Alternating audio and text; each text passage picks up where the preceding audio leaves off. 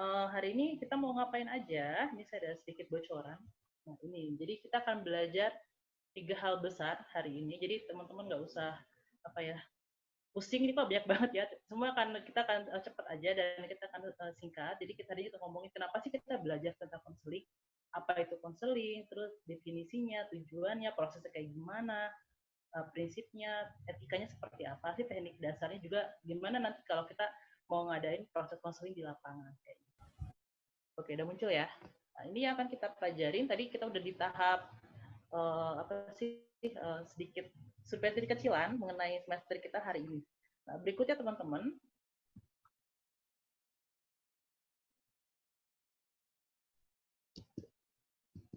Nah, ini dia. Sebenarnya ini yang mau kenapa sih ada sesi hari ini gitu. Jadi kita dapat informasi itu katanya ada data yang ada katanya kalau di teman-teman itu tuh ada kecenderungan banyak kan lebih sering merujuk ya. Jadi jarang teman-teman relawan yang mencoba melakukan konseling gitu. Terus juga masih ada temuan, ada kebingungan relawan. Jadi kalau ada orang yang cerita masih belum tahu nih harus ngapain gitu. Nah, jadi hari ini kita akan coba pelajarin hal ini supaya teman-teman harapannya bisa mengatasi masalah si konseli atau minimal bisa melihat nih saya bisa ngatasin nggak sih atau emang perlu dirujuk gitu. Jadi kita bisa menimbang dulu setelah hasil dari konseling awal ini. Berikutnya pengertian konseling. Tadi udah banyak yang kasih pendapat konseling itu apa. Nah itu, nah ini saya mau sharing dulu nih. Teman-teman 3 hal yang perlu juga kita tahu. Jadi banyak orang ketukar-tukar nih, konselor, psikolog gitu, psikiater apa gitu. Bahkan saya juga ada yang nganggap saya disangkanya psikolog gitu. Jadi kalau ketemu orang tuh pernah kejadian, Kak saya minta dong dibaca gitu. Maksudnya apa? Dibaca pikiran gitu. Itu beda lagi, itu bukan ranahnya saya gitu. Jadi teman-teman nanti kalau ketemu ini jadi setidaknya lebih paham ya. Ada konselor, ada psikolog, ada psikiater gitu.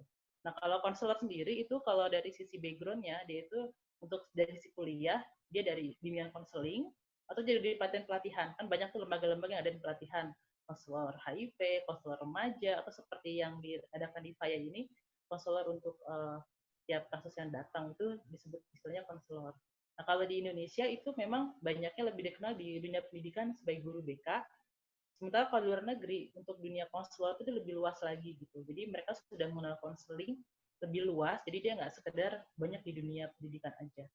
Nah terus kalau dari sisi profesi, jadi itu kalau dari kita misalnya mau mendalami profesi ada satu non profesi konseling. Nanti gelar kita di belakangnya adanya kons gitu. Jadi misalnya imam mukhlisin belakangnya kons, artinya dia profesinya konselor. Nah, kalau di konselor itu masalah yang dihadapi dia bersifatnya umum dan tidak termasuk berat.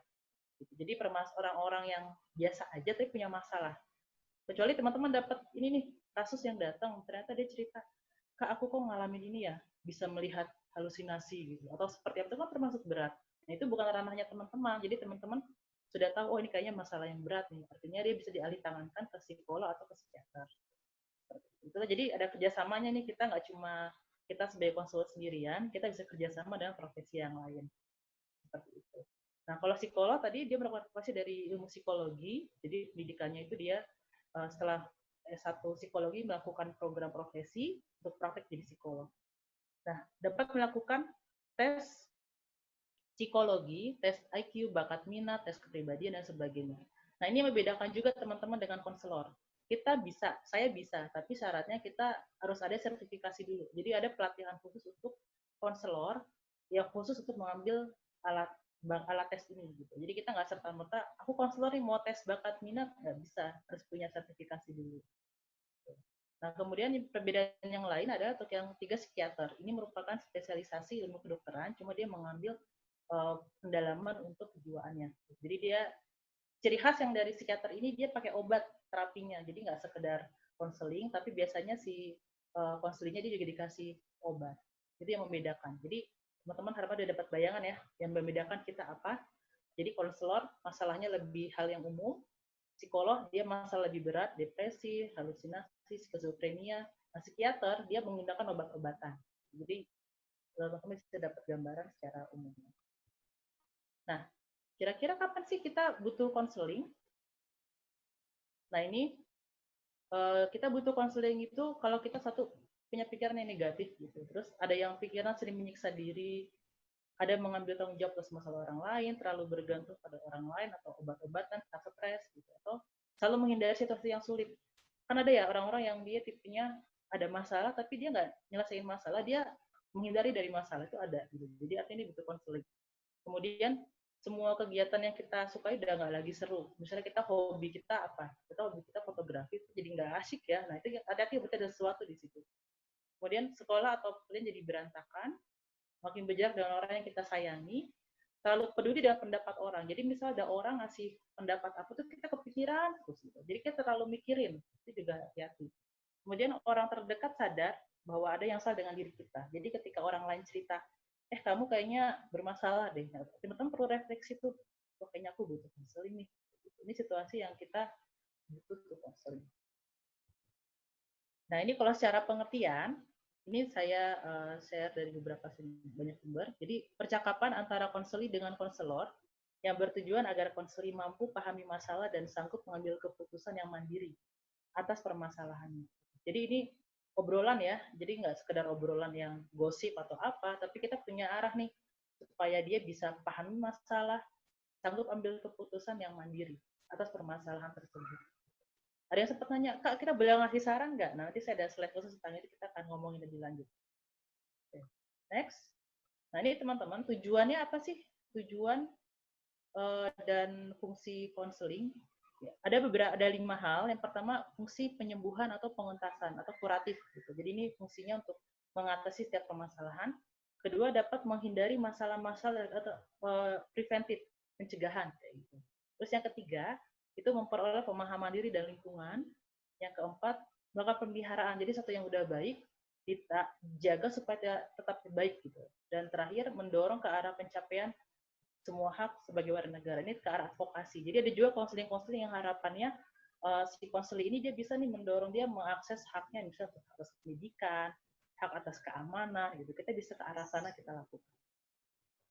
Berikutnya, proses konseling. Nah, ini saya ada beberapa ini ya prosesnya. Itu pertama dari jenisnya dulu nih. Nah, dari jenisnya itu ada konseling individu dan kelompok.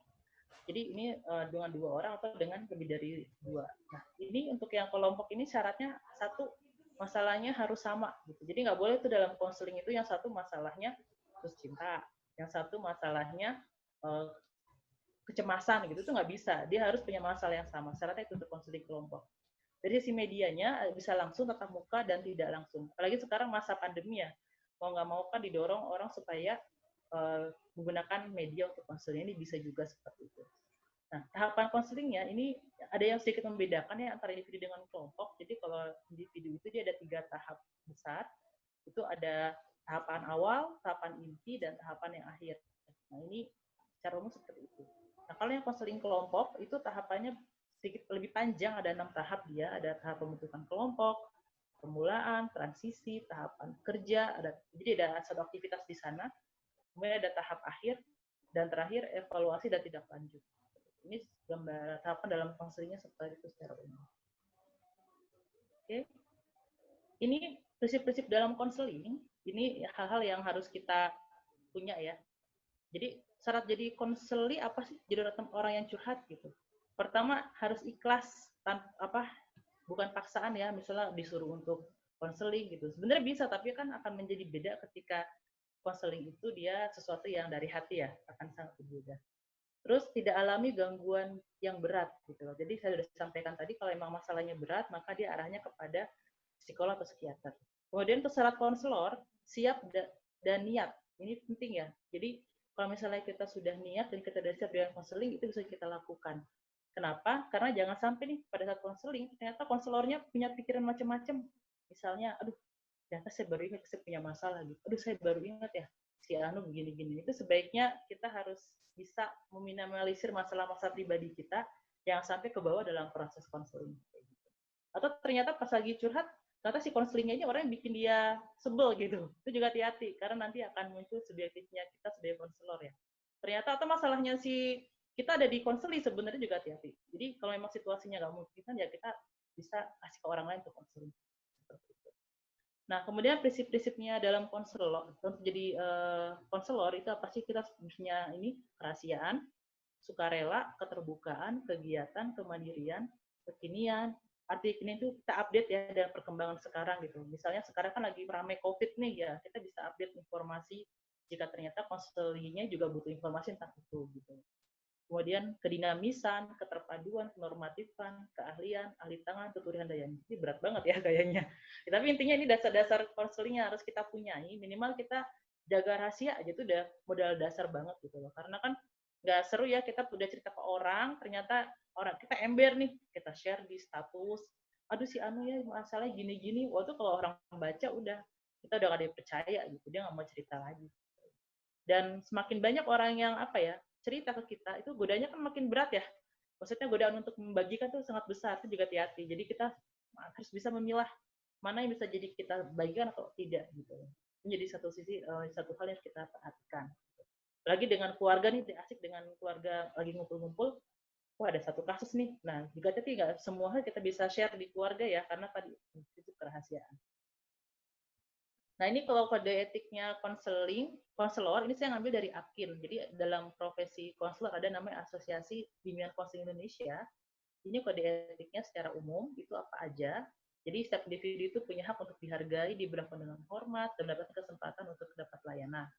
Juga berhak memperoleh informasi, kemudian setiap individu punya hak untuk memahami arti penting dari jalan hidupnya. Jadi dia harus tahu nih apa sih arti penting kehidupannya dia seperti itu. Dan yang terakhir, setiap individu punya hak untuk dijaga kerahasiaannya sesuai dengan aturan hukum yang berlaku. Jadi ini video kode etik harus kita pegang. Ini yang menjadi dasar-dasar ketika kita melakukan proses konseling.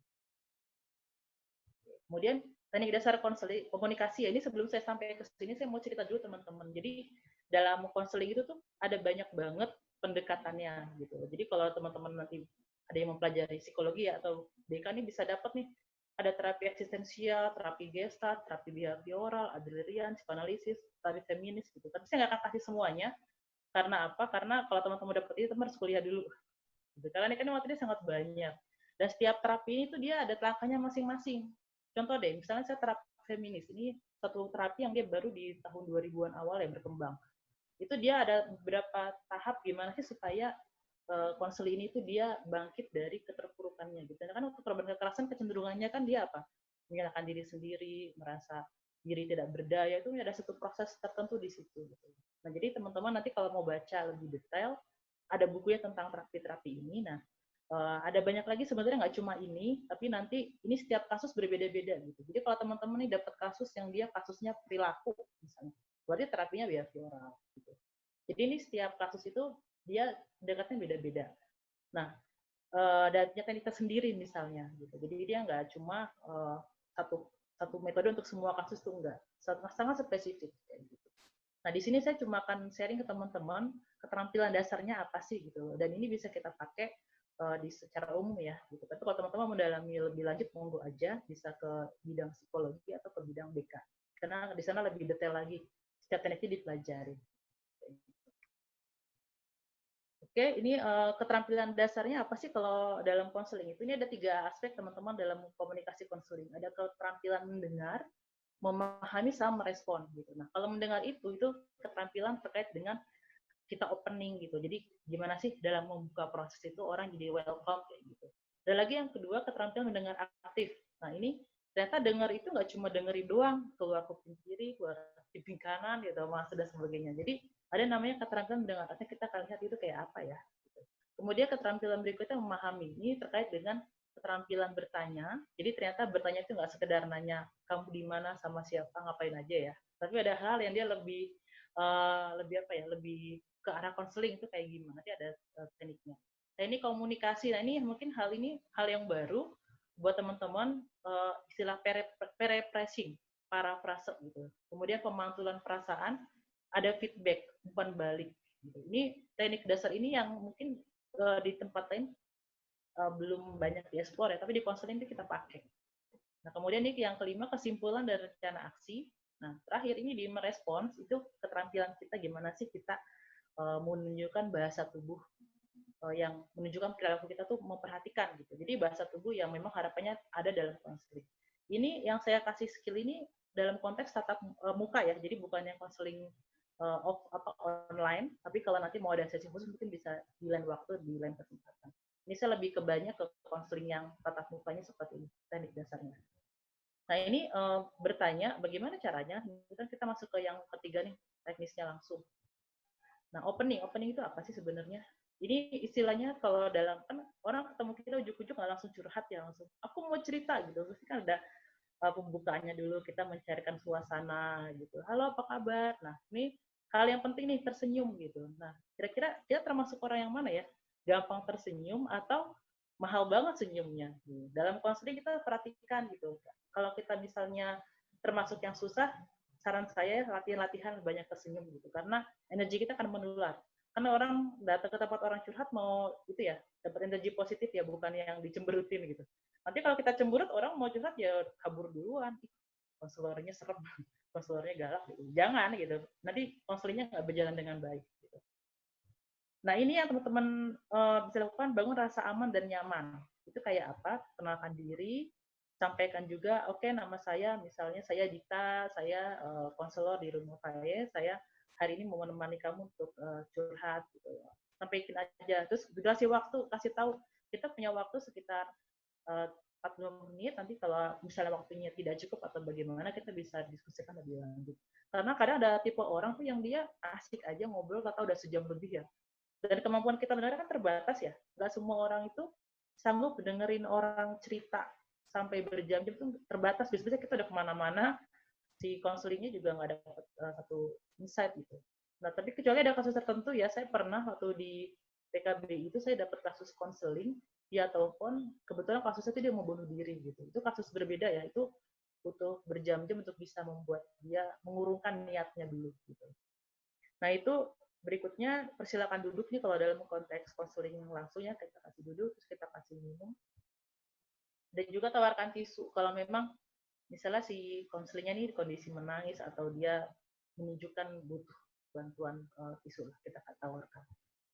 Berikutnya keterampilan mendengar aktif. Nah ini dia, apa sih maksudnya? Ini berusaha memahami dunia orang lain, mengerti apa yang diutarakan, dirasakan. Jadi ini lebih dalam lagi nih, nggak cuma dengerin aja. Jadi kita yang penting adalah kenali perasaannya. Nah, jadi mendengarkan dengan sungguh-sungguh. Nah, ini respon yang bisa kita lakukan, misalnya kita dengerin, kita dengan cara mengangguk gitu. Oke. Atau teman-teman bisa ngomong gini, oh gitu ya, ya. Itu respon itu singkat, tapi itu menunjukkan kita dengerin dia gitu loh. Dibandingkan kita dengerin tapi otak kita kemana-mana ya, itu kan kelihatan tuh. Kamu nggak dengerin aku ya, jadi terasa dan merasa ada pertanyaan nantinya. Jadi kita tunjukkan respon-respon ini menunjukkan kita dengerin dia. Gitu. Atau kita komentarin pas dia cerita, oh gitu ya, terus gimana? Lalu, nah itu kan respon ini juga kita dengerin orang yang sedang cerita. Nah, berikutnya keterampilan bertanya. Nah, ini ada dua jenis keterampilan. Teman-teman mungkin dapat ini di pelajaran bahasa Indonesia ya, dulu pada saat kita sekolah. Itu ada pertanyaan terbuka, pertanyaan tertutup. Gitu. Nah, kalau simpelnya itu kalau pertanyaan terbuka, dia itu jawabannya bisa lebih luas. Jadi nggak sekedar ya atau tidak gitu. Dan ini bisa punya fungsi tuh biasanya kalau untuk yang terbuka itu kita pengen tahu pendapat dia atau pengalaman atau sesuatu dia mau sharing. Nah, kalau yang pertanyaan tertutup dia lebih cenderung fakta atau dia informasi singkat yang kita dapat. Nah, ada beberapa skill ketika bertanya, hati-hati jangan seolah-olah kita interogasi ya. Jadi keasikan nama siapa, tinggal di mana gitu. Sebenarnya banyak informasi bisa kita dapat, tapi kita nggak perlu yang seperti interogasi gitu. Misalnya kita nanya mau dapat data nih tentang dia sekolahnya apa ya. Itu kan rada sensitif ya ketika ada orang-orang yang dia misalnya, aduh saya kan misalnya kalau lulus SD gitu. Kita bisa nanya gini, kalau boleh tahu pendidikan terakhirnya apa ya? Gitu. Itu kan sangat umum ya, kita nggak langsung nebak secara interogasi gitu. Atau nanya, kalau boleh tahu status perkawinannya apa? Ya kalau dia mau menjawab misalnya pernah menikah atau apa, itu nggak masalah. Setidaknya kita mengajukan pertanyaan yang membuat dia nyaman untuk menjawabnya. Oke, berikutnya. Nah ini teknik komunikasi yang saya mau share ke teman-teman, ada 3 hal. Ini kemampuan paraphrasing, memantulkan perasaan, sama umpan balik.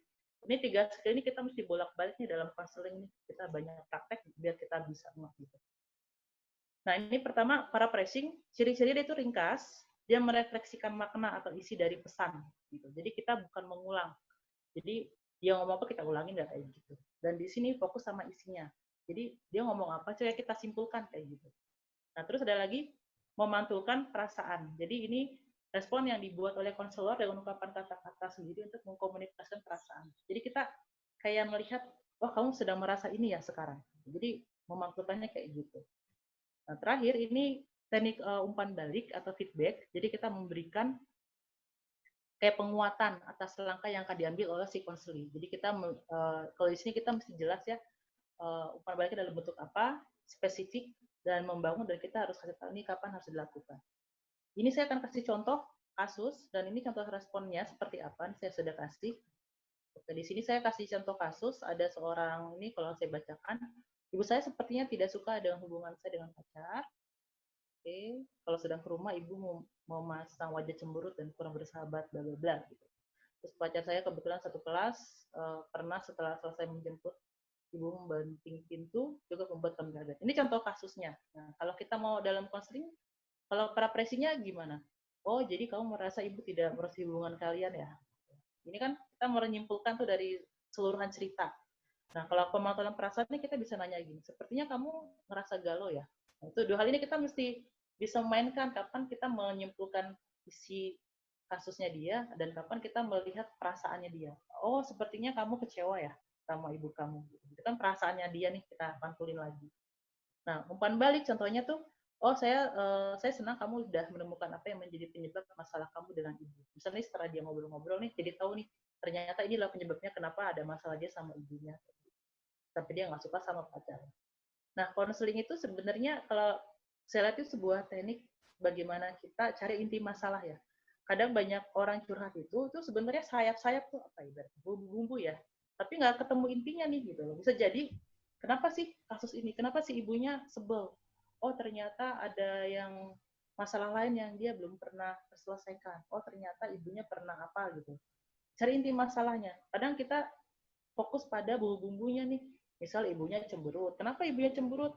Kenapa sih sampai seperti itu gitu? Itu kadang-kadang menjadi sayapnya masalah. Kita cari intinya. Oh ternyata masalahnya misalnya komunikasi dia sama ibunya nggak bagus. Misalnya intinya kayak gitu. Itu kan butuh proses ya untuk mencari ke arah. Lanjut ini kesimpulan dan rencana aksi. Nah ini teman-teman bisa kita lakukan ke konseling kita. Oke, jadi di sini kita ajukan beberapa pilihan dari tindakan dan gambaran konsekuensi. Ini membedakan konseling dengan teknik komunikasi yang lain. Kita kasih ini pilihan. Misalnya kamu mau ngadepin A, kira-kira menurut kamu konsekuensinya apa? Kalau B, konsekuensinya apa? Terus tanyain kesiapan dia. Nah, dari semua itu kamu siap sama konsekuensi yang mana? Terus kita kasih penguatan atas pilihan tersebut buat kesimpulan dan penutup. Ini gambarannya seperti itu. Jadi misalnya gini, oh yaudah kalau kamu udah siap dengan cara seperti itu, ya udah kamu jalanin. Dan kamu udah siap sama konsekuensinya. Gitu. Kalau dia siap, ya oke, pilihan itu yang akan diambil. Nah berikutnya, ini bahasa tubuh nih bagian yang terakhir ya untuk teknik komunikasinya.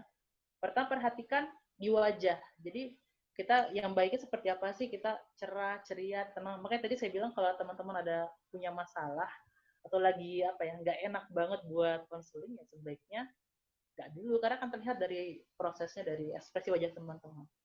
Lakukan kontak mata ini juga penting. Nah kalau di konseling itu kalau waktu saya di kuliah itu diajarin kalau teman-teman melihat orang itu upayakan di segitiga ini ya, kalau dahi, pundak, kiri, pundak kanan. Area segitiga ini yang aman untuk dilihat. Karena beberapa budaya tertentu tuh agak nggak sopan ya, misalnya kita terlalu menunduk atau kita terlalu ke atas. Jadi perhatikan area segitiga di wajah ini untuk kita lebih aman untuk melihat konflik kita. Kemudian kita gerakan kepala mengangguk ya kalau kita setuju atau kita kalau nggak setuju kita menggeleng itu bisa kita tunjukkan respon itu. Posisi badannya tegak, kepalanya tegak ya, jangan terlalu mendengak atau menunduk. Nah, posisi tubuh, ini kalau bahasa tubuh kita sebaiknya cenderung ke arah dia gitu. Jadi jangan kita yang nyender ke belakang atau kita jauh-jauhan sama konselingnya gitu. Nah, posisinya kita bisa di sampingnya, menyamping atau berhadapan. Jadi supaya terkesan akrab. Posisi itu juga mempengaruhi gimana dia mau menceritakan masalahnya. Nah, berikutnya Ini untuk lengan gerakan ya, teman-teman juga perhatikan, kita juga bisa melakukan gerakan-gerakan tangan, jadi nggak kaku, mentang-mentang konseling kita yang siap gerak gitu ya. Nah, ini kita lebih santai aja, jadi bisa bergerak tangan kita, tapi jangan terlalu over ya, nanti bingung jangan lihat gerakan tangan kita. Bisa kita gunakan gerakan-gerakan tangan, kemudian isyarat bisa kita pakai, menyentuh. Nah, ini hati-hati dengan sentuhan ya, karena ada beberapa orang yang nggak nyaman ketika disentuh ya, termasuk orang menangis. Kalau dari kami tuh kalau orang yang menangis biasanya biasanya kita kan apa sih dipeluk ya, dipeluk akhirnya apa makin kencang nangisnya gitu ya. Nah kalau emang ada situasi kayak gitu nangis, dimin aja dulu, terus teman-teman bisa sentuh bagian lengannya aja, sentuh 2 kali udah selesai. Karena kadang orang juga butuh untuk mengungkapkan perasaan tanpa perlu ada intervensi kita ya, itu juga penting. Sentuhan jika perlu, jadi hati-hati karena nggak semua orang nyaman. Kemudian kita bisa menggunakan gerakan untuk melakukan ucapan, karena kan kita bisa ini kayak acting ya, kapan harus nada kita yang pelan atau kita nada yang penekanan itu kita latih. Untuk mendengarkan kita kesabaran, jadi kita sampai ucapannya dia selesai, kita harus nungguin, menanti saat yang tepat-tepat untuk ngomong, kemudian kita memberikan perhatian kita ke konseling kita, jadi kita memperhatikan dia pada saat menceritakan. Ini dari aspek bahasa tubuhnya. Ini terakhir, ini saya ngomongin apa sih, ada 5 hal yang harus dihindari dalam konseling. Jadi pertama tuh sikap acuh tak acuh, jadi kita cuek gitu, nggak sabar dan amarah. Mungkin karena kasusnya buat kita sangat emosional, jadi ikutan ke bawah marah gitu ya. Terus dihindari, kita nggak boleh kasih nasihat. Kenapa? Jadi gini teman-teman, kira-kira tahu nggak kalau orang dinasihatin cenderungannya apa? Pasti pengen minta nasihat lagi kan. Misal nih, aku lagi bingung nih gimana ya cara aku biar bisa move on gitu. Teman-teman kasih nasihat tuh, kamu coba ini aja, oh ya udah dijalanin, ternyata gagal, balik lagi ke kita, aduh cara kemarin gagal gimana dok, kamu coba cara 2 deh, dicoba cara yang kedua, gagal, balik lagi. Nah dari sisi konseling itu termasuk apa ya, tidak berhasil ya, karena apa, satu dia jadi nggak mandiri, jadi bergantung sama kita, itu berarti bukan konteksnya buat konseling lagi gitu. Itulah kenapa kita dalam konseling nasihat kita cenderung nggak dikasih cara dominan gitu loh, karena tadi akan mempengaruhi, jadi tujuannya konseling itu nggak tercapai. Kemudian yang keempat, terpengaruh secara emosional. Jadi misalnya nih kasusnya apa ya, cukup membuat kita sedih, kita jadi ikut menangis. Nah itu ini perlu ini ya, saya pikir perlu latihan ya, karena nggak semua orang bisa ya. Bawahnya kan kalau orang sedih itu kita pengen ikut menangis atau apa gitu. Jadi kita melatih emosi kita nggak terpengaruh secara emosional. Atau dia sesuatu yang buat kita marah, kita terbawa emosi juga tuh, hati-hati. Kemudian tidak kreatif. Nah harapannya nih kita harus menggunakan banyak teknik-teknik metode supaya si konselor ini bisa kreatif gitu. Ada beberapa metode kreatif yang dipakai tergantung kasusnya ya. Misalnya menggunakan art terapi gitu. Ada beberapa dia pakai seni, gambar, atau menggunakan biblioterapi, dia baca buku dan sebagainya. Itu banyak tekniknya. Ini catatan, ini slide terakhir saya untuk hari ini sebelum kita lanjut ke diskusi ya. Ada situasi yang harus diperhatikan. Pertama, konseling yang menangis atau marah-marah. Jadi kalau memang situasinya kayak gini ya teman-teman suruh dia nangis aja dulu. Atau marah-marah, yaudah disuruh ungkapin kemarahannya. Karena percuma kita konselingin orang yang sedang menangis gitu kan, nggak jelas ya dia ngomongnya sambil seduh-seduh gitu ya. Nah atau dia misalnya kita kasih waktu aja, ya udah kamu kalau mau nangis nangis dulu, kalau kamu udah tenang yuk kita ngobrol lagi. Terus konselor adalah anggota keluarga, pacar, atau orang masa lalu. Ini hati-hati ya, ada kan suka modus-modus ya. Modus. Aku mau curhat dong, ternyata dia mantan kita gitu. Ini hati-hati karena kalau dalam konseling hindari seperti itu. Karena apa? Kita kan punya subjektivitas ya. Bawahnya kita, oh ini mantan gue nih, gimana caranya supaya dia balik sama gue akhirnya. Misalnya kayak gitu, kan jadinya nggak jalan konseling, jadinya udah nggak bagus gitu. Kalau kayak gitu, kasih aja ke orang lain. Oke, gue nggak bisa bantu lo untuk konseling, tapi kalau lo butuh orang, gue bisa kasih kontak. Dikasih orang lain aja. Gitu. Karena tadi, jangan-jangan pas dia curhat, dia cerita, pacar gue ini sekarang lagi galau putusan hubungan gitu. Terus teman-teman jadi berasa ingin menguasai dia kan, jadi nggak bagus ya pas konseling. Jadi kita hati-hati. Konselor juga manusia, artinya gini teman-teman, kalau teman-teman merasa lagi punya masalah dan nggak bisa di-handle ketika konseling, jangan konselingin orang gitu. Selesaiin masalah teman-teman dulu. Jadi teman-teman cari orang lain yang bisa bantu masalah teman-teman, sehingga teman-teman itu bisa menyelesaikan, sehingga punya energi yang cukup ya buat bantuin orang. Karena tadi kan teman-teman udah lihat tuh teknik komunikasinya banyak, harus mendengarkan orang gitu. Karena kan nggak seru ya pas lagi dengerin tiba-tiba kita ingat masalah kita jadi heboh sendiri kan juga jadi nggak asik konselingnya. Ini terakhir untuk pelaporannya, ini bisa disesuaikan dengan organisasi yang mungkin Rumah Faid punya format sendiri, bisa menyesuaikan. Ini yang kita perlu kita ada di situ, ada data dirinya, deskripsi kasusnya kayak gimana sih, prosesnya tadi konselnya kayak apa, kesimpulan tindak lanjut. Jadi kalau misalnya ternyata di akhir, oh ternyata konselingnya nih, dia butuh rujukan untuk misalnya ke psikolog, ya nggak apa-apa, teman-teman tinggal arahkan. Setidaknya teman-teman sudah melakukan proses-proses stepnya konseling tadi, mendapatkan data, itu sudah menjadi acuan buat teman-teman. Oke, terima kasih sesinya untuk hari ini. Nanti kita akan banyak ngobrol, diskusi, dan teman-teman. Terima Oke, kasih. terima kasih banyak Kak Heni. Gimana teman-teman sesinya?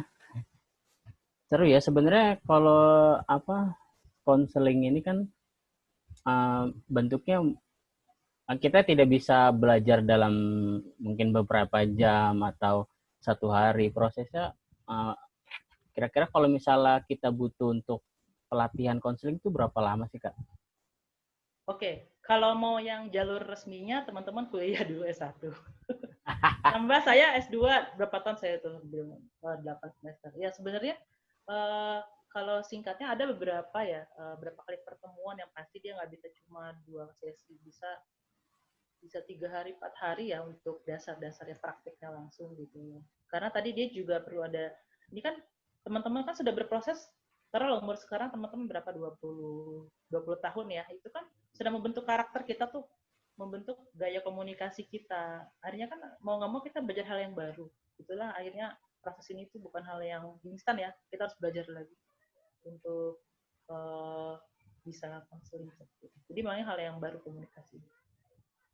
Itu deh, ada yang bertanya di chat. Oke, mungkin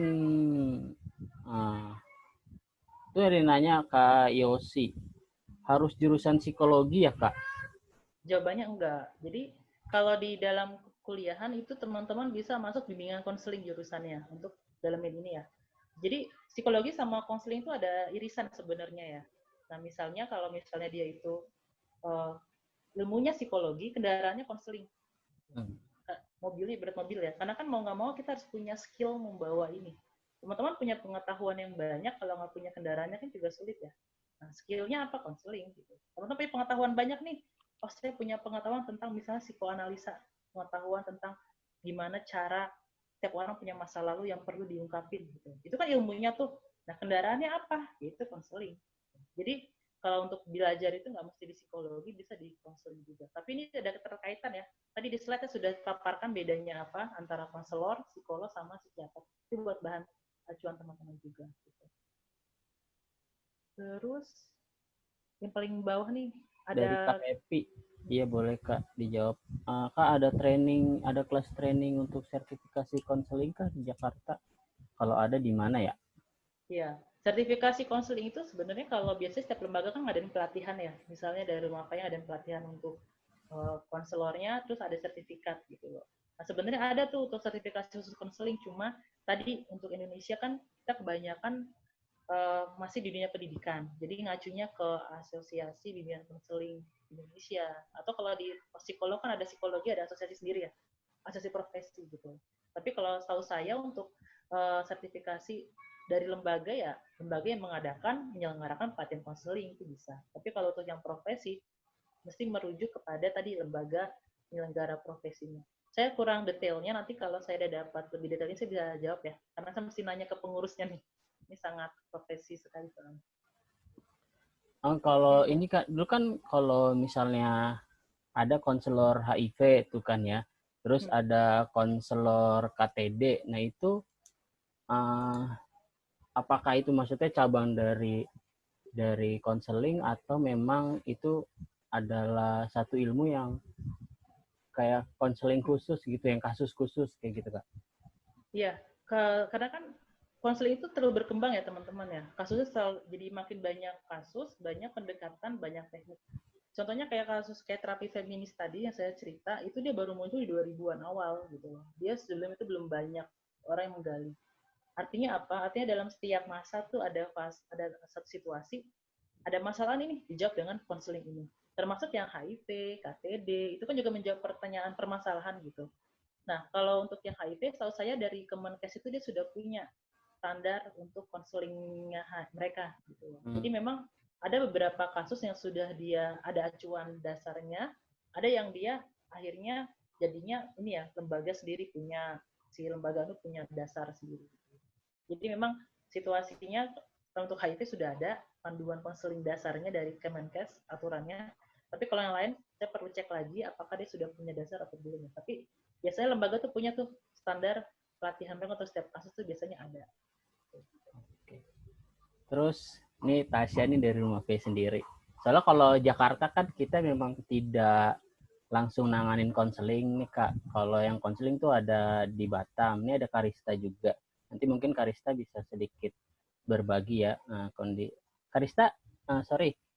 Di Batam posisinya apa ya? Kok gue lupa ya? Halo. Halo Karista. Kebetulan aku di Batam, bagian konseling. Wah, cocok. Oke, thank you Karista. Nanti kita bisa, Karista bisa sharing-sharing sedikit ya soal konseling di Rumah Amannya Batam. Ini ada dari Tasya, bagaimana kalau kita sebagai konselor tiba-tiba ke-trigger masalah atau trauma pribadinya karena cerita konseling. Ada langkah praktis nggak untuk cara nanganinnya, Kak? Ya, ini sebenarnya ini kita hindarin kalau kita di awal sudah bisa mengukur diri ya. Saya siap nggak sih sama konseling ini gitu. Itulah kenapa saya sampaikan di awal kalau ternyata kita harus siap, niat dan siap gitu. Niat juga nggak cukup ya, ada juga kesiapan kita secara psikologis. Karena bisa jadi ketika kita konseling ternyata itu udah terkait sama individu kita gitu. Nah, ternyata kita punya kesamaan masa lalu yang itu jadi mempengaruhi proses konseling. Okay. Ya kalau memang itu nggak bisa diselesaikan caranya dalam setting juga ya kita bilang aja sepertinya saya nggak bisa lanjutin konselingnya, bisa nggak ya kita bilang aja ke konseling kita untuk misalnya take break dulu, nanti kita ngobrol lagi seperti itu. Tapi kayak gitu, kalau memang ternyata udah nggak bisa handle lagi ya izin aja untuk melakukan alih tangan. Misalnya gini, saya terus terang ini masalahnya saya punya pendapat sendiri dan saya khawatir tidak bisa membantu kamu. Boleh nggak kalau saya izin kamu saya alihkan ke konselor yang lain? Seperti itu mau nggak mau. Karena kan sudah ada unsur ini kita ya, secara psikologis kita nggak bisa beda, nggak bisa memisahkan, memilah. Kalau masih bisa memilah dan masih bisa take control itu nggak apa-apa, bilang gitu aja.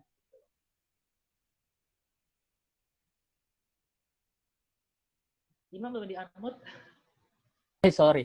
Terus ada lagi nih dari Javier. Kak, bagaimana caranya untuk melakukan paraphrasing tanpa dikira judgement ke orang tersebut? Oke. Jadi dalam teknik paraphrasing itu, teknik skill dasarnya adalah jangan masukkan nilai-nilai atau value kita menjudge orang baik buruk gitu. Jadi kita cuma di paraphrasing itu kita menyimpulkan saja berdasarkan kasusnya dia. Misalnya gini, ada kasus remaja cerita dia hamil nih misalnya. Kita punya nilai dalam otak kita nih bahwa hamil itu hal yang negatif gitu. Nah, paraphrasingnya teman-teman hindari menggunakan judgement nilai teman-teman. Misalnya, oh jadi masalah kamu, jadi cerita gini, jadi judgement kita negatif ya. Misalnya kita ngomongnya gini, kamu sih lagian nggak bisa jaga diri makanya hamil, itu kan judgement ya. Jadi kita, nah itu dari nilai kita yang kita masukkan dalam konseling gitu. Caranya gimana ya, kita cerita, oh jadi kamu kondisinya kamu sedang hamil dan kamu sekarang bingung apa harus kamu lakukan.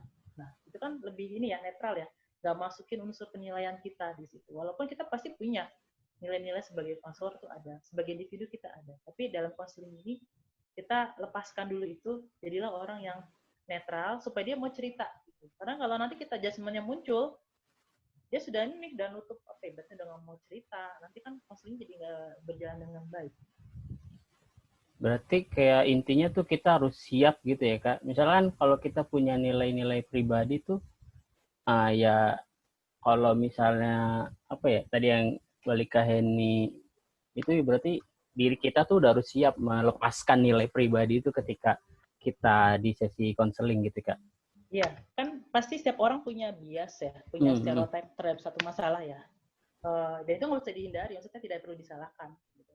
Tetapi yang penting adalah gimana kita memastikan nilai kita, bias kita tuh tidak mempengaruhi proses konseling. Itu yang jadi PR. Gitu. Misalnya saya punya bias dengan satu komunitas tertentu misalnya. Nah kita pastiin, oke, saya punya bias, tapi saya mampu kok untuk bisa melakukan konseling dengan mereka misalnya. Itu seperti itu teman-teman. Jadi kalau misalnya teman-teman ngerasa biasnya sudah dominan dan kayaknya gue nggak bisa handle, ya kasihkan ke yang lain aja yang lebih siap. Karena mengukur diri itu kan juga penting ya, melihat aku sanggup nggak sih dengan kasus ini gitu. Itu juga menjadi satu filter utama yang bisa kita lakukan. Oke, thank you Kak ini. Gimana Jaja? Jempol aja jempol. Itu yang Ranggi juga ya? Itu ya, ada nanya ya yang atasnya. Oh, iya, tadi Ranggi kelewatan. Oh iya Ranggi. Kak, gimana caranya mengencourage orang buat mengeksplor masalah atau at least berani cerita tentang masalahnya ke konselor? Ada teknik khususnya nggak? Ya, tadi ada 6 komunikasi dasar yang sudah di-share di slide. Jadi itu bisa teman-teman pakai gitu. Jadi caranya pertama kita dengan tersenyum, bahasa kita ya secara non-verbalnya, terus kita juga bertanya tanpa melakukan judgement, itu juga bisa orang bisa ini kok bisa mau cerita gitu. Atau misalnya kita melakukan paraphrasing, kita merefleksi perasaan gitu, terus kita melakukan mendengar aktif. Jadi ketika dia cerita, kita bilang aja, oh begitu ya, terus gimana?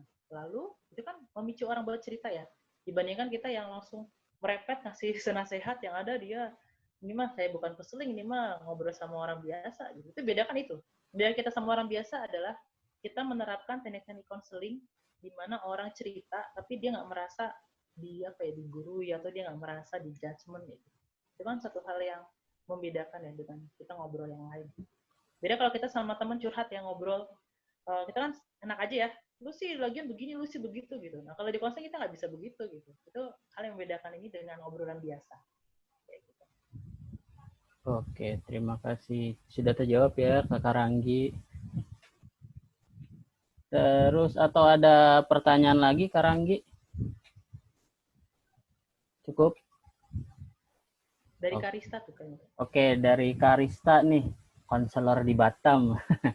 Kak, bagaimana cara kita sebagai konselor untuk menangani jika ada konseli yang selalu ceritanya ya masalahnya itu aja. Jadi kayak nggak maju gitu loh Kak. Ini pertama kita cek dulu motifnya dia, cerita kita apa ya. Kadang ada beberapa orang yang sengaja cerita biar dekat secara personal. Ada hati-hati loh. Jadi modus ya bahasanya. Jadi ada beberapa orang tuh memang aku cuma pengen denger. Jadi dalam kita konseling itu juga lihat ada situasi yang dia cuma butuh didengerin aja. Ada yang memang dia punya masalah gitu loh. Jadi kalau dia memang butuh didengerin aja ya kita mau nggak mau jadi kayak mendengarin aja. Ya oke. Emang kita melelahkan ya, tapi itu satu sisi rilisnya dia untuk menyelesaikan masalah. Yang kedua, kalau ternyata kita sudah mendapati ternyata ini adalah satu cara mendekati kita personal, ya teman-teman bilang aja gitu. Kayaknya kamu ini hal ini kita kan lihat progres ya dari konseling yang pertama gimana, konseling kedua progresnya seperti apa. Kamu sudah sejauh mana nih perkembangan konselingnya gitu. Oh ternyata nggak ada kemajuan ya, kamu ada kesulitan apa gitu. Nah kita gali di situnya aja dulu. Jadi kita fokus di bagian mana yang dia tidak berubah-berubah, atau kita tanya di awal, kamu sekarang ini mau cerita, mau mencerita, kamu sekedar cerita aja, atau kita mau cari solusi bareng nih. Nah kalau dia mau cerita, aku sudah cerita aja, ya udah berarti memang mau nggak mau dia cuma kita tanda kutip tempat sampahnya dia ya gitu. Dia mau nggak mau menyiapkan diri untuk itu gitu. Jadi kita harus bisa menyiapkan diri kita, lihat dulu situasinya, dia butuhnya memang untuk kita dengerin aja atau dia memang butuhnya orang membantu masalahnya dia. Itu sih paling yang bisa kita lakukan. Berarti dicari tahu motif awalnya dia dulu gitu kayak. Iya, kan bisa kebaca ya kalau ternyata tujuannya nih berbeda, nggak cuma sekedar konseling kan bisa kebaca nih. Misalnya nanya personal kita, nanya-nanya Kak udah punya pacar belum gitu. Misal ya, atau nanya rumah di mana gitu kan, sesuatu yang kita nggak relate sama kasusnya dia, nggak terkait gitu. Kecuali di luar proses konseling ya terserah ya. Tapi dalam konteks ruangan konseling yang memang areanya konseling itu dihindari. Oh, jadi harus dibedakan ketika emang di luar konseling sama di dalam ketika sesi konseling gitu ya, Kak? Iya, dalam pribadi atau konseling kita bedakan. Tadi kan misalnya dia nanya-nanya alamat, tapi konteksnya konseling kan itu enggak ini ya, enggak Betul, lagi betul, betul. enggak terkait langsung sama masalah ini. Banyak kayaknya ya Karista, adik-adik di sana yang kayak gitu. Cerita masalahnya itu aja. Thank you Kak Heni, thank you Karista. Semoga menjawabnya Kak Karista. Kok kakak sih, Karista aja deh. Terus ada dari Kak Tiana. Kalau ada orang dekat bohong dan nggak mau terbuka, gimana caranya membuat orang tersebut jujur dan cerita ke kita yang sebenarnya? Padahal kita tahu itu orang bohong dan kita mau membantu dia supaya nextnya lebih jujur dan terbuka.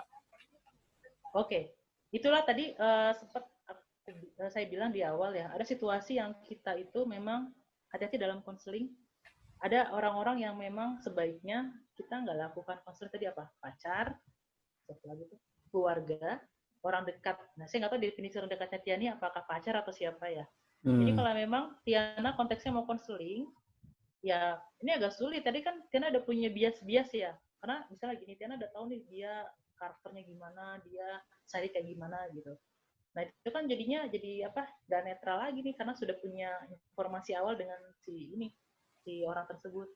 Nah, oh ada ya, apalagi keluarga sendiri ya. Nah, saran saya kalau memang mau konteksnya konseling, jangan Tiana yang mengadakan gitu ya. Tapi Tiana kasih ke orang lain yang memang nggak kenal sama sekali, dia lebih netral. Karena tadi kecuali Tiana konteksnya cuma mau sekedar jadi teman ngobrol aja ya, bukan konseling tapi ya itu nggak apa-apa.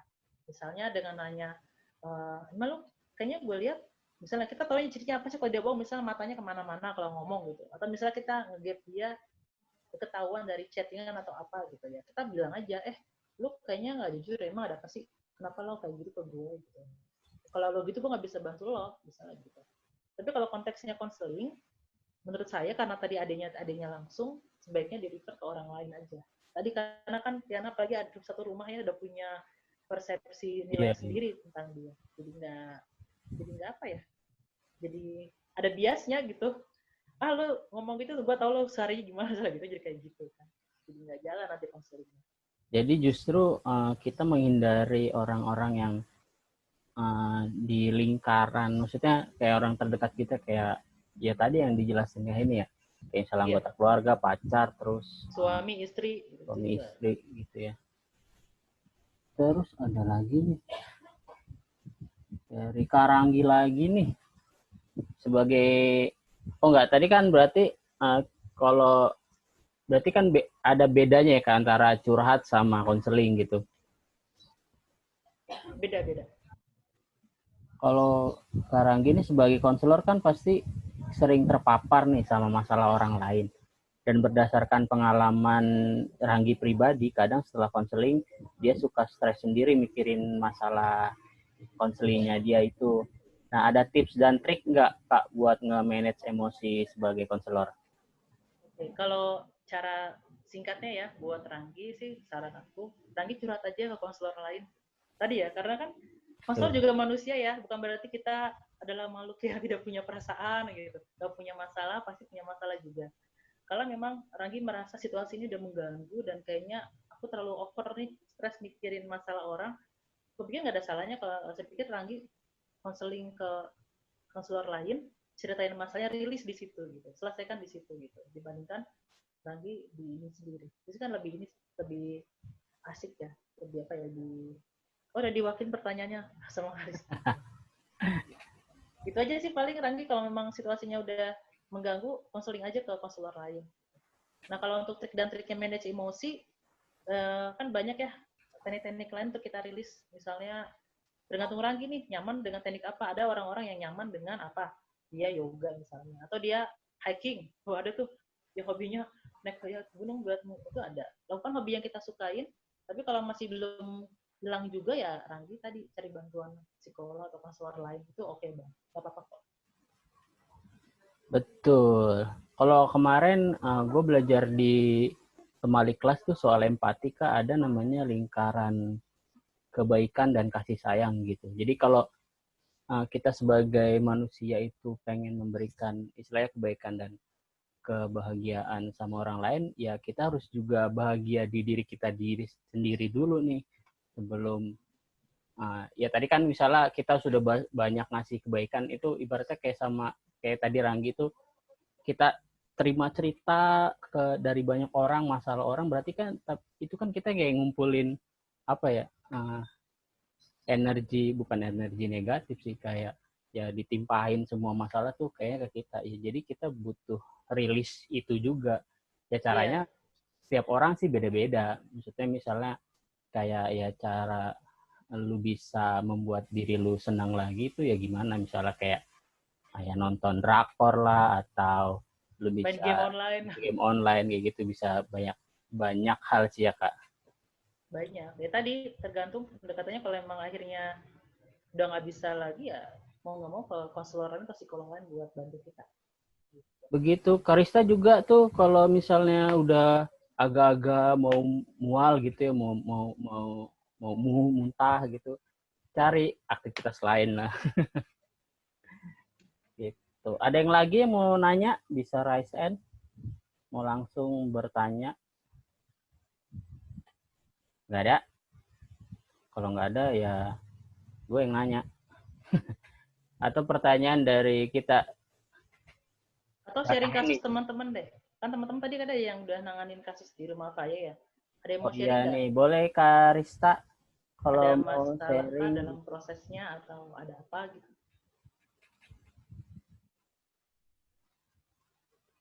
Karista, boleh kalau mau cerita soal proses konseling di rumah aman. Paling banyak kasusnya apa sih kalau boleh tahu? Halo, sorry. Yuk. Oh, kalau kita sih kalau di Batam ya kasusnya pelecehan seksual, kemudian pencabulan gitu aja sih. Terus yang bikin aku sendiri capek biasanya, karena anak-anaknya itu terlalu banyak juga. Gitu. Jadi konseling sendiri. Tapi biasanya aku bagi-bagi waktu sih, kayak 1 minggu ini ke 4 orang, nanti minggu depan sisanya 4 orang. Jadi nggak 1 minggu tuh nggak semuanya gitu. Cuma kadang yang bikin kesel ya kalau misalnya mereka ada yang ceritanya itu aja udah menemukan jalan keluarnya, tapi mereka nggak melakukan itu ya, namanya masih anak-anak kan ya. Jadi itulah kendalanya. Itu kalau di Batam. Oke. Si Karista. Boleh nanya, Karista? Iya. Kalau sejauh ini untuk konselingnya sendiri udah pakai teknik apa aja? Aku yang pertama client center. Kemudian kalau tekniknya konseling individu. Oke. Kadang kalau kelompok tuh biasanya kita lebih ke girls time aja sih, kayak sharing kelompok aja tentang apa yang dirasa di shelter kayak gitu. Siap. Aku boleh kasih masukan Karista buat nambahin ya? Boleh. Untuk kasus-kasus yang kayak tadi, kayak pelecehan, kekerasan, aku saranin Karista baca terapi feminis. Jadi dia itu ada beberapa, dia concern di orang-orang yang mengalami kekerasan. Jadi dia bagaimana sih membangkitkan ketahanan dia, apa sih istilahnya? Tadi kan ada situasi ya, kalau kebanyakan kan menyalahkan diri sendiri biasanya ya, cenderungannya tuh. Terus dia menyalahkan situasi gitu. Jadi kita membangkitkannya dia lagi gitu. Saya sarankan menggunakan teknik yang itu, terapi feminis. Ada beberapa metode dia. Jadi dia kayak istilahnya apa sih, pemberdayaan atau apa ya, pemberdayaan lah. Jadi bagaimana dia bisa berdaya, bisa bangkit. Ada beberapa metode. Dia menggunakan, ada keterampilan, saya lupa karena sempat belajar kita kemarin di kuliah. Itu bisa, jadi dalam tekniknya itu nanti bisa mengajarkan anak-anak, misalnya nih, oh ternyata mereka cocok dengan keterampilan, misal ya dari hasil asesmen, bisa jadi terapi tuh. Karena saya pernah baca juga ada beberapa mereka menggunakan yang menjahit ya, saya lupa itu yang menjahit apa, dalam satu bentuk bareng-bareng, mereka menyulam sambil cerita, itu juga menjadi satu metode. Jadi saran saya coba dibaca referensi ke situ, terapi feminis namanya. ini memang pendekatan yang belum lama sih kalau dari sisi konselor. Ini jadi referensi juga. Karena Iya. dia fokusnya untuk yang mereka yang kasus-kasus itu sih. Iya, kadang Biar kita ada juga pakai, variasi. kadang kita juga pendekatannya lewat pottery sih sekarang. Oh, biblioterapi ya jatuhnya ya. Itu. Art terapi jadinya. Art terapi ya. Okay. Iya, karena pakai pottery keramik itu kan. Itu. Iya bisa juga. Nanti yang pasti kalau nanti bisa dibaca-baca aja rujukannya terkait. Nanti tinggal dipilih metode mana yang memang cocok buat anak-anak. Ya itu Oke, thank seninya you. anak-anak itu ya kadang karena anak-anak kan ini ya beda sama orang dewasa, jadi dia butuh energi yang apa ya bisa menggerakkan mereka gitu-gitu ya, itu seninya sama anak-anak. Oke, thank you Kak Heni. Sama-sama. Terima kasih Kak Rista sudah sharing. Nah Kak, terkait tadi kan kayak kalau misalnya klien konseling ceritanya itu aja. Nah misalnya satu sesi, bahkan bukan satu sesi, satu konseling itu dengan klien yang sama itu berapa kali sih batasannya gitu? Oke, itu tadi tergantung kasusnya ya. Ada beberapa kasus yang memang dia butuh berapa kali sesi, ada yang sekali selesai gitu. Ya kasus-kasus yang dia terkait dengan misalnya dirinya dan itu cukup berat ya bisa beda satu sesi. Tapi kalau memang situasinya ya nggak terlalu dalam itu bisa sekali selesai gitu. Itu berdasarkan kasus sih kalau menurut saya jadi emang nggak bisa rata-rata harus sekian sesi gitu. Bahkan kalau dari teorinya sendiri itu kalau langkah-langkahnya sendiri itu ada sekitar 12 langkah misalnya. Jadi strike tuh misalnya client center itu kalau secara teorinya tuh urut tuh dari awal sampai itu ada 12 step. Itu kan banyak ya, dan itu kalau kita mau rigid banget itu wah butuh waktu yang lama gitu. Tapi memang tadi berdasarkan kasusnya juga, terus bagaimana si konseli ini dia bisa berproses sama masalahnya dia gitu. Karena kan setiap orang beda ya, ada yang dia cepet nih, oke dia sudah melakukan ini, sudah direncanakan, berhasil atau gagal gitu. Itu kan jadi satu pertimbangan tuh. Oh ternyata dia sudah berhasil. Nah kalau berhasil menyelesaikan itu ya artinya konsen sudah kita akhirin. Tapi ternyata ketika ketemu masalah itu lagi itu ada yang belum selesai nih, itu jadi perlu kita lakukan treatment yang lain, teknik yang lain gitu loh. Contohnya kalau saya misalnya saya ada kemarin sempat baca tentang terapi kognitif perilaku misalnya. Jadi orang yang mengalami kecemasan berlebihan sampai dia punya pandangannya negatif itu tuh tekniknya misalnya pakai teknik apa? Oh ini nggak cocok, kita ganti teknik lagi gitu. Jadi memang ada beberapa teknik. Gitu. Ada konseling yang lain dia menggunakan teknik terapi kursi kosong misalnya. Jadi dia marah-marah, ungkapin perasaannya di kursi itu gitu. Seolah-olah itu orang yang dia nggak suka misalnya. Jadi sangat apa ya? Butuh kreativitas konselor ya. Jadi kalau melihat situasi ini dengan teknik ini kayaknya dia nggak cocok, kita pakai teknik yang lain. Tapi harus sesuai ya. Jangan teknik ini kita pakai asal aja. Jadi nggak ada dasar juga di hati gitu. Misalnya kita dia punya masalah makna hidup. Oh, saya punya masalah nih.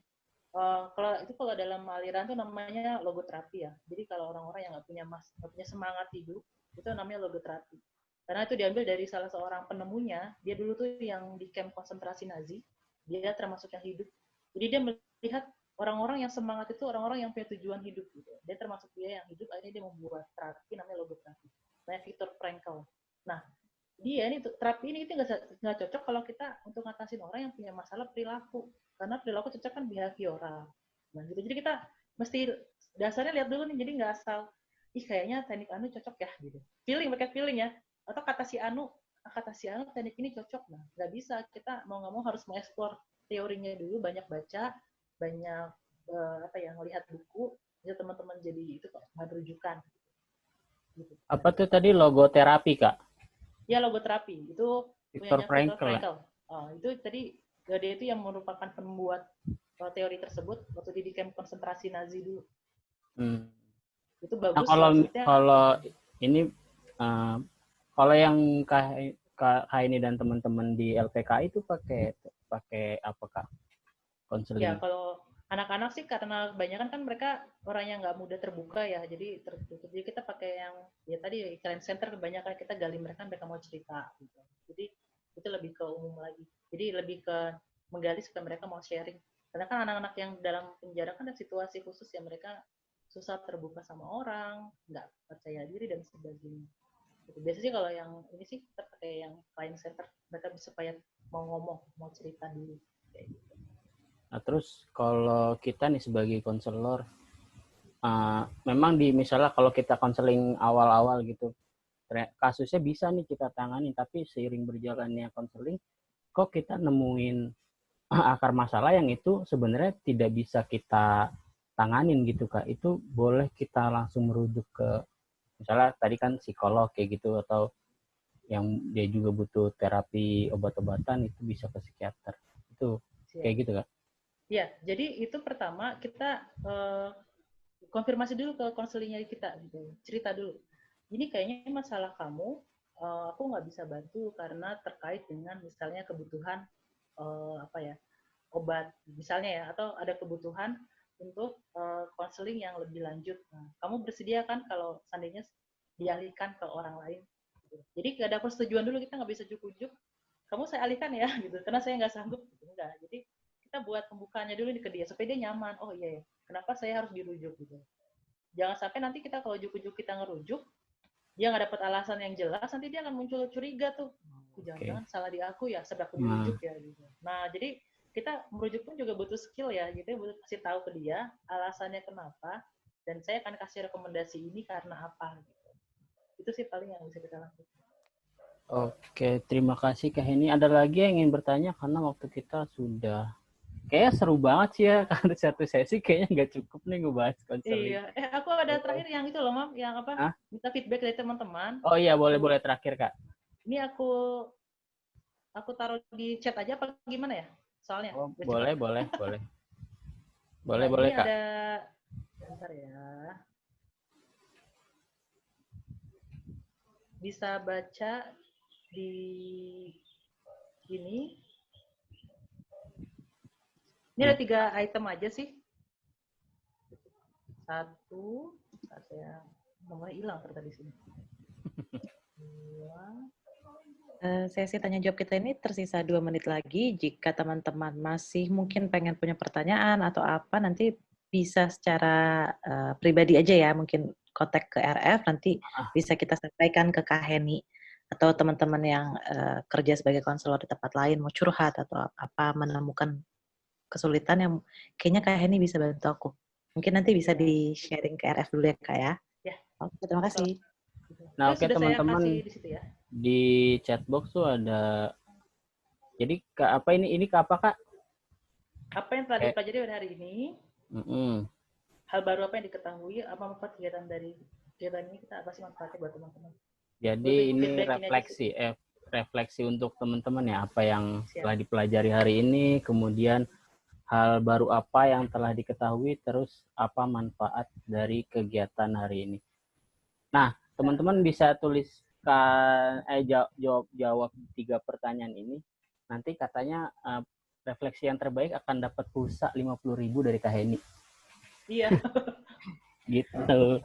Nanti pemenangnya Imam aja nentuin ya. Nanti Oke. Siapa yang jadi di Japri aja ya, bisa ke nomornya Japri, RF. Boleh. Pada punya kan nomor RF. Tulis nama sama dari mananya biar kelihatan itu yang komentari siapa. Betul.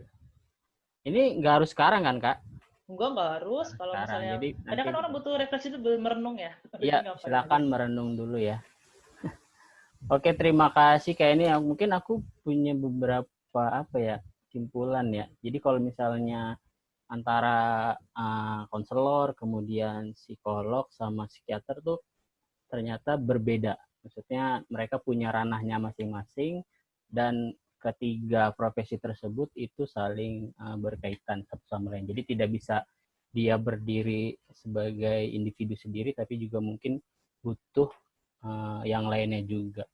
Kemudian ketika kita sebagai sudah ingin menjadi konselor atau ketika kita ingin mengkonseling orang, kita itu udah harus siap bahwa kita sudah tidak ada masalah dari diri kita. Maksudnya ya sudah siap menerima konseling cerita orang, terus juga tidak membawa nilai-nilai pribadi kita ke dalam konseling yang itu mungkin bisa mengganggu proses konseling tersebut. Kemudian mungkin ada yang konseling ini butuh 3 keterampilan ya, mendengar, terus memahami dan merespon juga gitu. gitu. Terus tadi ada, pokoknya proses konseling itu adalah proses mencari inti dari permasalahan si konseling tersebut. Jadi bukan hanya muter-muter di situ aja kayak kok kayak gini-gini aja ya, kayak jadinya nanti si konselor dan konselingnya jadi capek sendiri ya kayak. Terus tadi kita juga bisa memberikan opsi pilihan ya kepada si konseli gitu. Jadi kita tidak memberikan apa namanya apa sih kayak nasihat pribadi kita. Jadi tapi kita bisa memberikan pilihan-pilihan yang itu nantinya akan dipilih dan dijalankan oleh si konseli tersebut. Oke, terima kasih Kak Heni. Sebelum kita berpisah, boleh diaktifin videonya teman-teman karena kita akan sesi foto bareng nih. Ayo boleh dong Nyalakan dulu. Nyalakan dulu. Ranggi, Egas, Dea. Halo. Yoshi udah semua ya? Dea nggak Dea? Ranggi, Dea, Egas. Nggak mau, sombong banget orang emang nih. Egas. Lagi pakai bando kucing, nggak elah, ya udah. Okay. Aduh, repot banget ya ibu-ibu satu ya. Egas, apa kabar nih? Kok aku kangen banget ya lihat mukanya semua. Tadi sabar. pasang foto tuh biasa aja. Setelah pasang video tuh aku jadi kok baper ya setelah pada buka video nih. Foto dulu. Woi, foto. Kangen kan. Oke, ini mulai emosi happy nih. 1, Oke. 2, 3. Lagi. Ganti pose. 2, 3. Oke. Lagi, Mam? Udah ya? Lagi. Sekali lagi. Ganti yang lain. Posenya 1, 2, 3. Oke. Terima kasih ya teman-teman. Oh iya, sebelumnya Kak Heni terima kasih. Kak Heni terima kasih. Oke, sebelum berpisah teman-teman kita akan ada 2 sesi lagi. Thank you guys. Woi, siapa nih? Tahan, Kak Happy, tahan. Pokoknya kita ada 2 sesi lagi di tanggal, insya Allah di tanggal 20 September dan di tanggal 6 Oktober. Yang sesi yang selanjutnya ada 11 Oktober kali, Mam. 6 itu oh ya 11. Sorry. 11 Tanggal Oktober. berapa, Kak? 20 September dan 11 Oktober.